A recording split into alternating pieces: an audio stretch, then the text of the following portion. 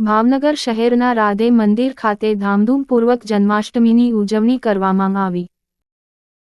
શ્રાવણ વેદ આઠમના રાત્રે 12 વાગે ભગવાન કૃષ્ણનો મથુરાની જેલની અંદર જન્મ થયો હતો। ત્યારથી દર વર્ષે આઠમના દિવસે દરેક શહેરોમાં ઠેર ઠેર જગ્યાએ કૃષ્ણ જન્મોત્સવ ઉજવવામાં આવે છે। ત્યારે ભાવનગર શહેરના માધવ દર્શન સામેના ખાંચામાં આવેલા રાધે મંદિર ખાતે ભગવાન કૃષ્ણનો જન્મ ઉત્સવની ઉજવણી કરવામાં આવી હતી, જેમાં મોટી સંખ્યામાં ભાવિક ભક્તો ભગવાનના દર્શન કરવા માટે ઉમટી પડ્યા હતા। જ્યારે રાત્રે 12 વાગ્યે મહાઆરતી પણ કરવામાં આવી હતી, જ્યારે લોકોએ હાથી ઘોડા પાલખી જય કનૈયા લાલ કીના નાદ સાથે ધૂમ મચાવી હતી।